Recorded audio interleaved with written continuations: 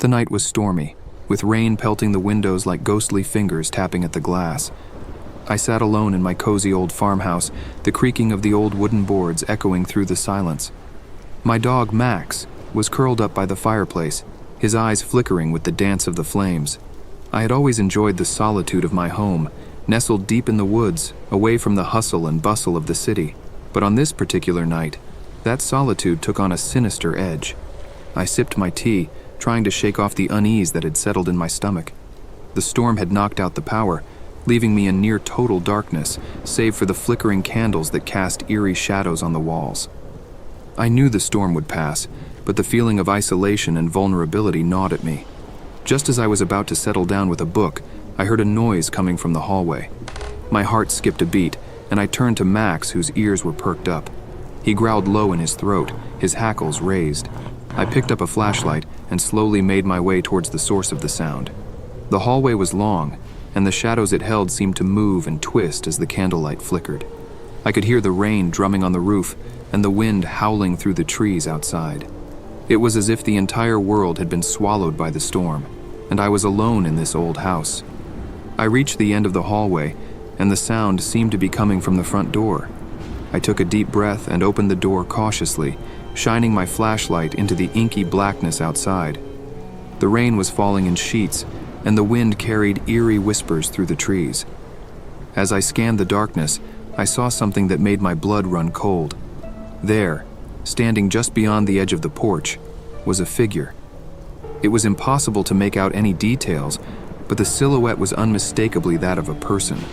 My heart raced and I called out, "Who's there?" There was no response. The figure just stood there, unmoving, as if it were a part of the night itself. Max barked furiously, but the intruder remained still. Fear and curiosity warred within me, and I stepped out onto the porch, my flashlight trembling in my hand. The rain drenched me, and the wind seemed to howl in protest as I approached the figure. I was now just a few feet away, and the details began to take shape. It was a woman, her clothes soaked through, her long, wet hair clinging to her face. She looked like she had been through hell. "Are you okay?" I asked, my voice shaky. She didn't respond, just continued to stand there, her eyes hidden in the shadows.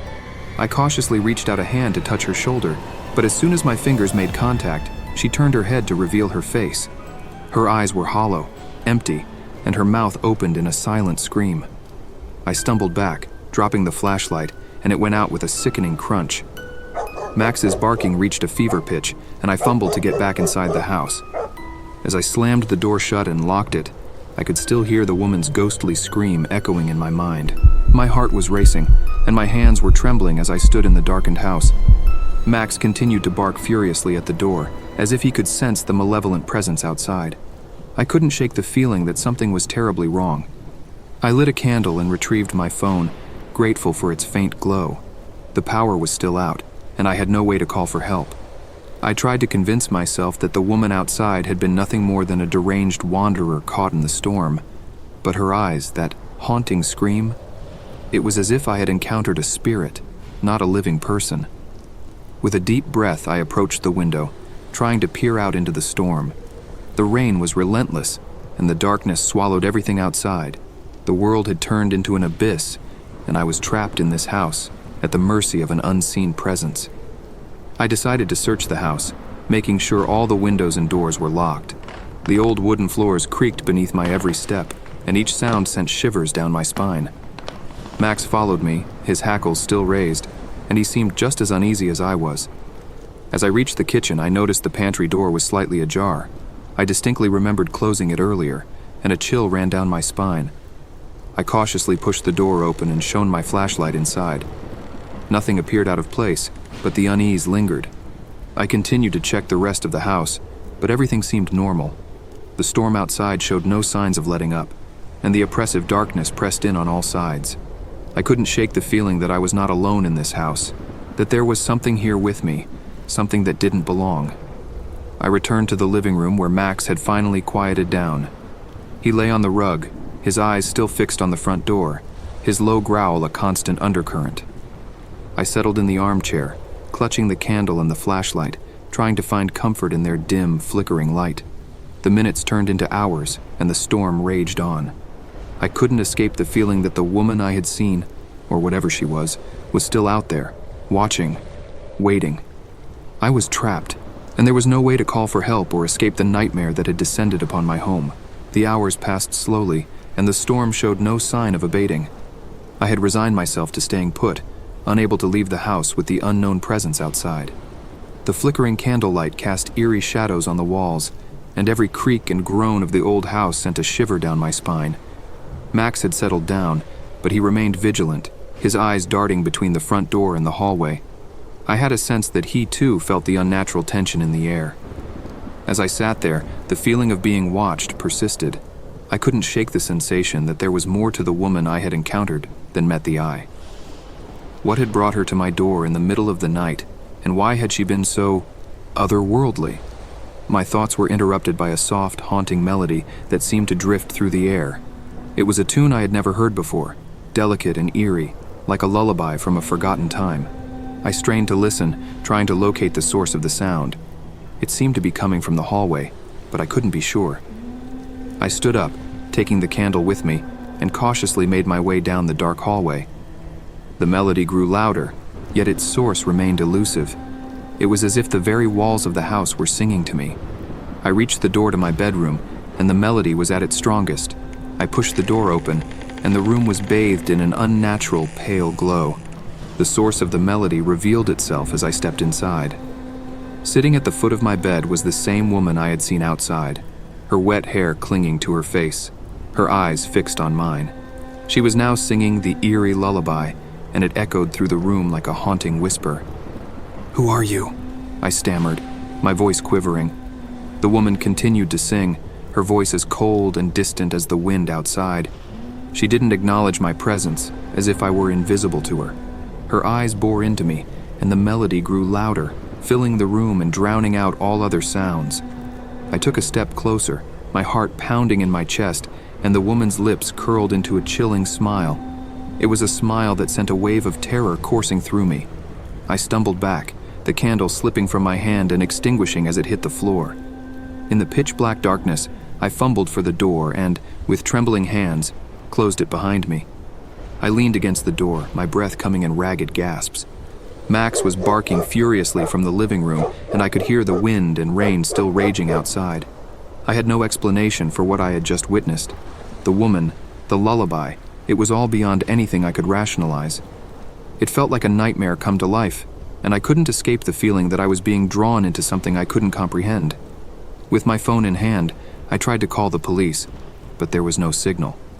It was as if the outside world had vanished, leaving me isolated with this malevolent presence in my home.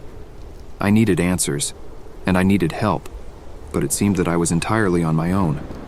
The night dragged on, and I remained huddled in the living room, the darkness and silence pressing in around me. Max had grown restless, pacing back and forth, his growls low and menacing. I had no choice but to wait for the morning light to dispel the terrors of the night. As I tried to collect my thoughts, I couldn't shake the image of the woman in my bedroom. Her ghostly presence and the haunting lullaby continued to haunt my thoughts. Who was she, and why had she chosen my home?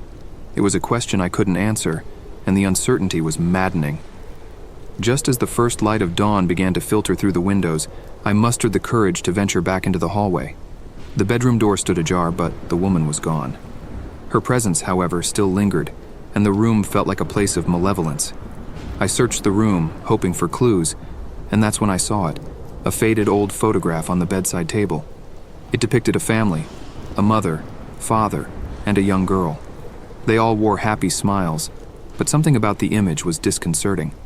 The woman in the photograph, the mother, bore a striking resemblance to the woman I had seen outside my home, the same empty eyes and wet, tangled hair. My mind raced with possibilities. Had the woman in the photograph met a tragic end, and her spirit now haunted my home? Was the lullaby she sang a message from beyond the grave? I knew I had to dig deeper to uncover the truth. With the morning light strengthening, I ventured into the basement, where I kept old family records. There, I found a dusty album filled with photographs and newspaper clippings. The album chronicled the history of my farmhouse, and one story in particular caught my eye. It told of a family who had lived in this very house many years ago. They had been a happy family, but their idyllic life took a dark turn when the mother, Isabella, had mysteriously disappeared during a storm. She had ventured outside and never returned. The family had searched for her, but she was never found. The article mentioned that Isabella had a habit of singing a haunting lullaby to her daughter, a lullaby that was rumored to be a family heirloom. It was a melody that had been passed down through the generations. The pieces of the puzzle were coming together, but they only deepened the mystery. It seemed that the woman who had appeared to me was Isabella, or at least her spirit. But why had she chosen me, and what did she want? I knew I had to find answers, and I couldn't do it alone.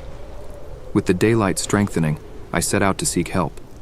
As I stepped out of my front door, I was met with a sight that chilled me to the bone. The woman, Isabella, stood on the porch, her eyes fixed on me, and the haunting lullaby once again filled the air. It was as if there was no escape from her, no refuge from her relentless presence. My heart raced, and with Max at my side, I stepped off the porch, determined to confront the dark mystery that had taken hold of my home. Isabella's gaze followed me, and her song grew louder, as if beckoning me into the heart of the storm. The unexpected visitor who had come to my home in the night was not a mere wanderer or a lost soul. She was a spirit bound to this place, a spirit with a story to tell. I had no choice but to listen, to unravel the secrets of the past, and to face the darkness that had taken root in my home. As I ventured into the storm, with Isabella's presence at my side and the lullaby haunting my every step, I knew that the horror that had descended upon my life was far from over. It was a tale of the past, a tale of family secrets and restless spirits, and I had become an unwilling participant in a nightmare that had only just begun.